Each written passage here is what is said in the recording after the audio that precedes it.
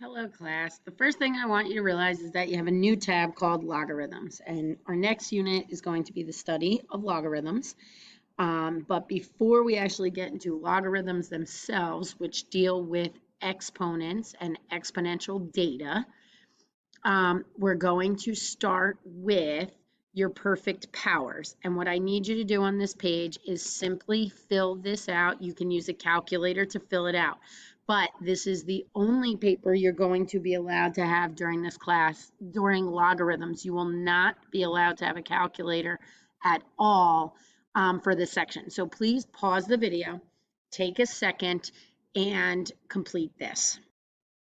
Once you have this entire chart filled out, this is going to be your cheat sheet for anything in this unit. And really, there's already too much on it. Everything we're going to do, we're going to try to break down to the smallest family possible, which is really going to be your 2s and your 3s. So we're really probably going to spend a lot of time in 2 to the 2s, 2 to the 3, 2 to the 4, 2 to the 5th, and then 3s and really maybe some 7s and 5s, but everything can really get down to family of 2 or family of 3. You'll see what I'm talking about. If you would like to take a second and practice your powers on Quizlet, just to give yourself a little studying, you can do that now. If not, what I would like you to do is open your first notes, that's rational expressions. And with rational expressions, we have to start to understand that there can be exponents that are fractions and what they really mean. Okay, and there's going to be 2 videos, video 1 for Thursday most likely, and video 2 for Friday, or wherever it fits in. So currently we're going to look at, this is a base, right? This is a base, and this together is the power, all right? And in this power, it's a fraction, and that's why we call it a ratio, a rational exponent, which means fraction, that's an exponent. If we have a fraction, it relates to a square root, and the way it does it is the bottom is the root and the top is the power, and that's why we like it as base B, P over Q. P for remains the power, Q as the root, and the root, you can think of the root of a flower, is always going to stay the root, and the power will be the power. Now, I can put the power on the outside, or I can put the power on the inside of the radical. It does not matter. Exactly the same thing. So let's put it into practice. For example, we need to know from here on out that b to the power of 1/2 is the square root. 2 would go here, but we don't really need it because it's a square, of b raised to the 1, or just the square root of b. We need to know that b to the 1/3 is the cube root of b raised to the 1, or just the cube root of b. If you have a fraction with a different power, you need to know that this is your root, cube root, and p is your power. Or you could do this squared. And obviously, as we start to put numbers in here, it's going to matter. And so here, the root is the bottom b, and that's raised to the 2nd, or 5b squared. It does not matter. It just depends normally when it would work out better. Let's look at an example.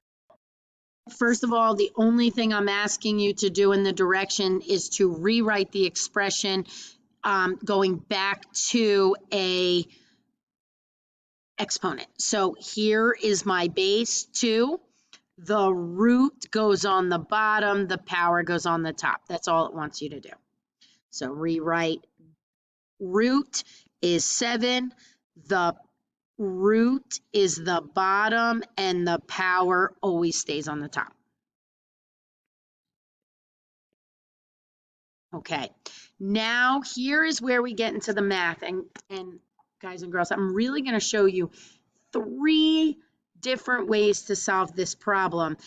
It doesn't matter. The point is you're not going to have a calculator, so you cannot type it in. You're going to have to be able to break this down to the smallest family possible, or you're going to have to understand what a rational exponent actually does. So one easy way would be to say the fourth root of 16 cubed. Well, on my cheat sheet, I don't even have what 16 cubed is.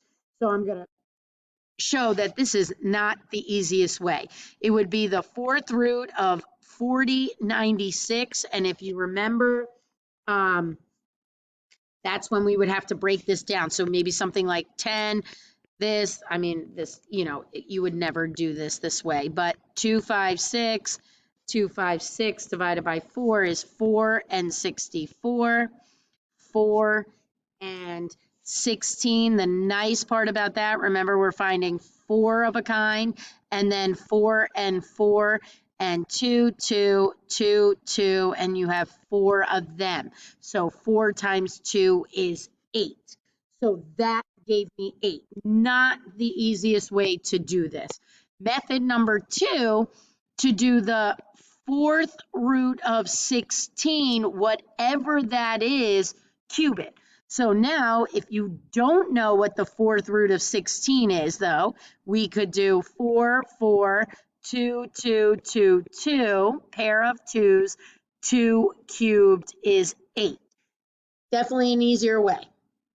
The last method, instead of using, we're going to have to keep with the ratios, but if we decide to break 16 down, if I go to my perfect powers and I look at my list, now I always start with where can I find 16 as the smallest power? 4 squared, 4 is not the smallest number. This is where I'm normally going to look, and then in my 3s. So I'm going to find 16, and the smallest power I can get 16 is 2 to the 4th. So when I go here, what I'm going to do is instead of 16, I'm going to write it as 2 to the 4th. And then I'm going to raise it to the 3/4 because that's still there. Well, if you remember the law of exponents, when it's power to a power, I multiply. So that's 4 over 1 times 3 over 4, which is 12 over 4, which is 2 to the 3rd, which is 8. So from here on out, I'm really going to start to show if we can break the base down to the smallest base possible, then it a lot of times will make your life so much easier. But I need you to also understand what a rational exponent does via a radical. Okay, so we'll go over both. And look at these two. I don't like the numbers out in front, just they get in the way. Okay, I'm actually going to start with this one first because of just the other one has a negative, just so I don't confuse you at all to start. So one way we could do this is this is the root, so I could do square root of 9, which I know what that's going to be, raised to the 5th.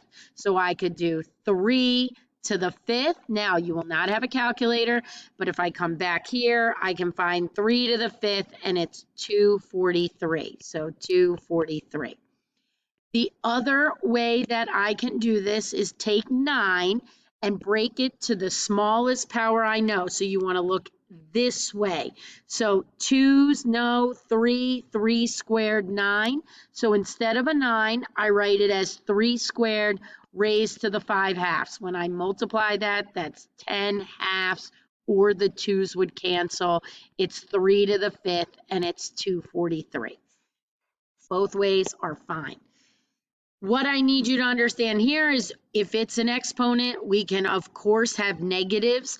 If you recall what a negative does, it's 1 over 25 to the 3/2.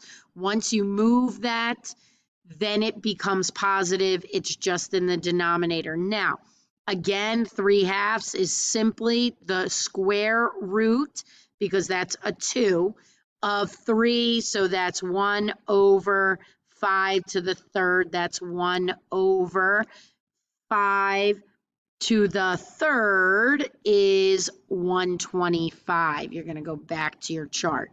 So that is 125.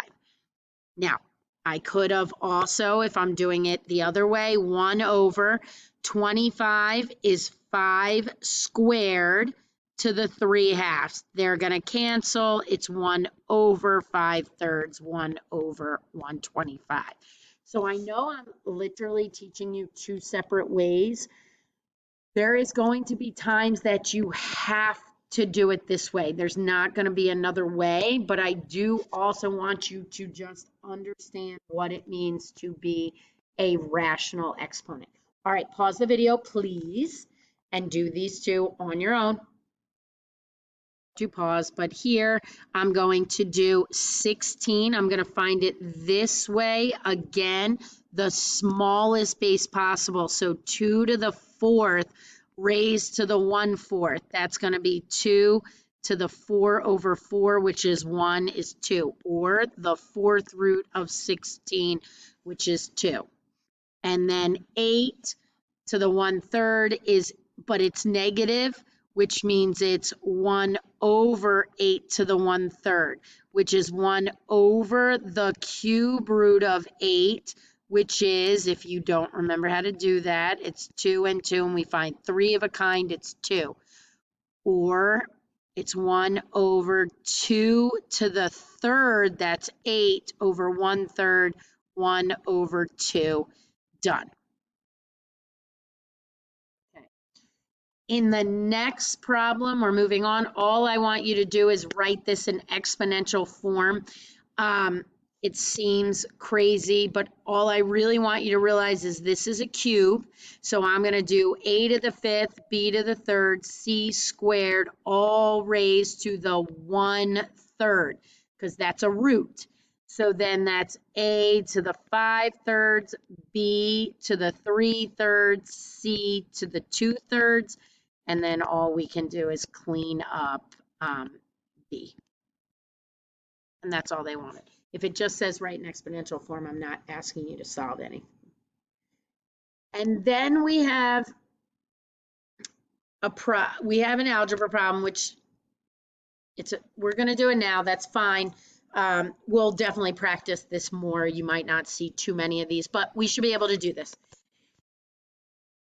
In the world of logarithms, later, what we're going to be able to do is get rid of exponents. That's what a logarithm does, is allow you to get rid of exponents that are variables. Here, the exponent's not a variable. So in mathematics, I want this to say x minus 1. I need this to go away. So for me to get this to go away, I can raise it to its reciprocal, because that would give me 6 over 6, and that would give me a 1, and that's what I want. If I'm solving for x, I need this to go away. So now I'm going to raise this side to the 2/3, because whatever you do to one, you do to the other. So now all I have to do is I get x minus 1, and now I need to do this. I'm going to make this 8. If I go in my smallest families here, it's 2 to the 3rd. So I'm going to do 2 to the 3rd raised to the 2/3. So now I get x minus 1 equals 2 to the 6/3. X minus 1 equals 2 squared. The 6 divided by 2, x minus 1 is 4, x is 5. And that's how we would solve it. So it's nothing more than moving that over. That is where I'll stop.